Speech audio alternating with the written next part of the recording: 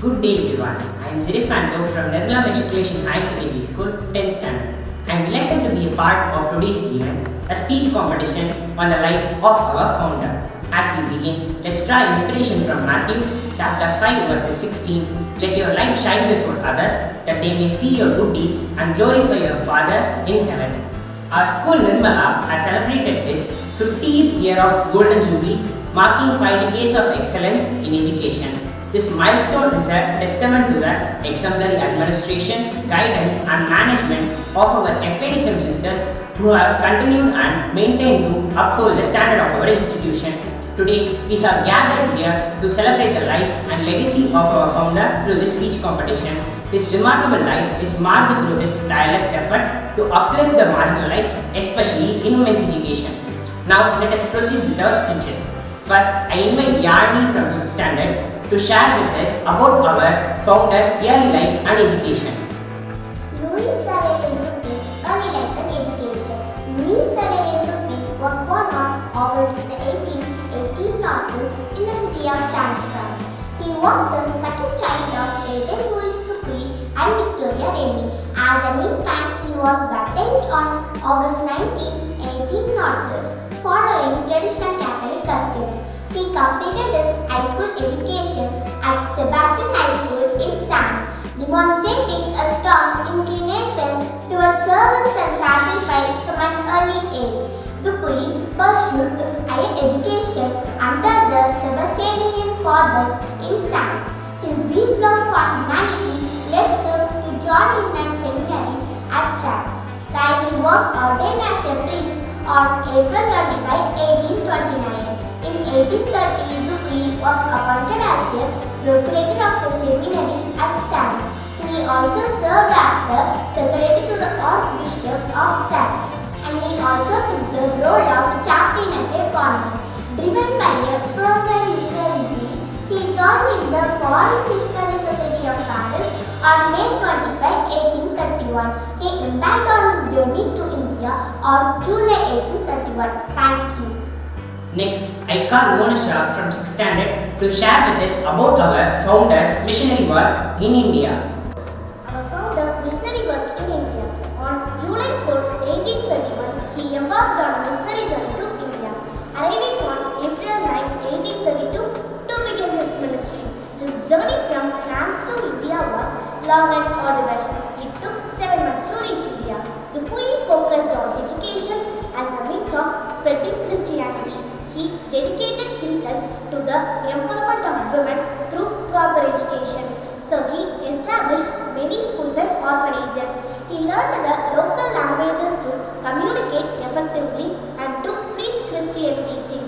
During his missionary work, Father Dupuis faced a lot of difficulties. He devoted himself. Our founder's contribution to women's education and women empowerment. Our founder, Savinien was a champion of women's education in India. He was known for his contribution to women's empowerment. On 18th January 1844, he participated in the Bishop's Synod at Pondicherry. There the church began to recognize the pressing needs for women's education. It was convinced that advancement of women's education will nurture community in families. The fathers of Synod believed that the education of women would become instrumental fostering equality in families and generally raising the quality of families.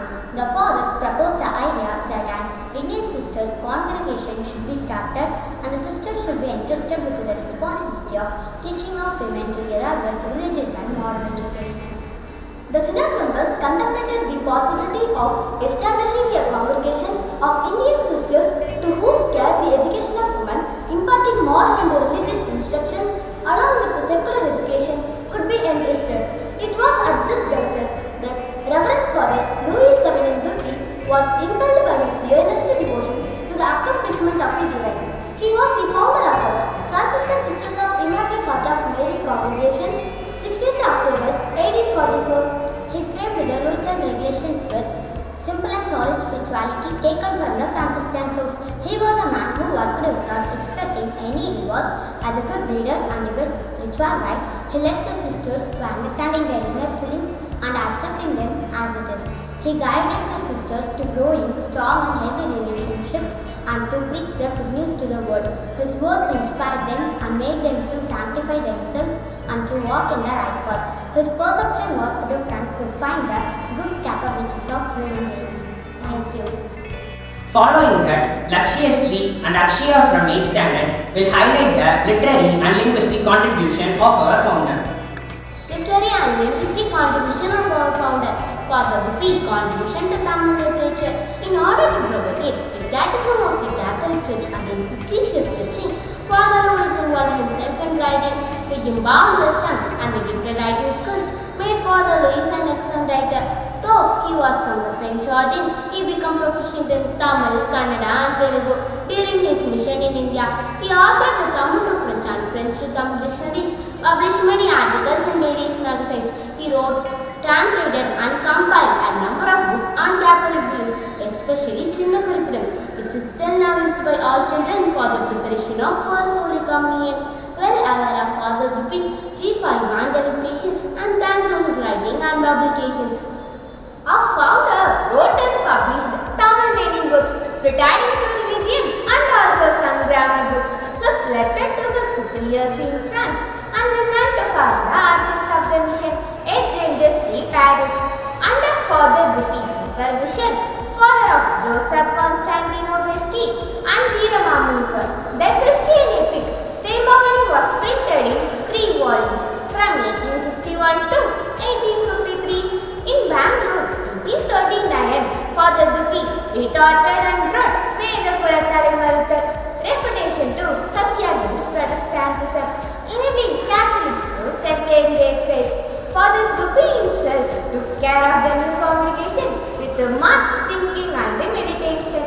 Father Dupuis drafted the constitution and congregation and obtained its approval from Holiness in Pope 1864. Thank you. Finally, Jayashree from 9th standard will share with us about our founder's legacy and death. Legacy and death of our founder. Reverend Father Savinien was a dedicated Catholic missionary whose efforts contributed significantly to the spread of Christianity, particularly in Asian countries. His work as a priest, writer and educator had a lasting impact on the communities he served.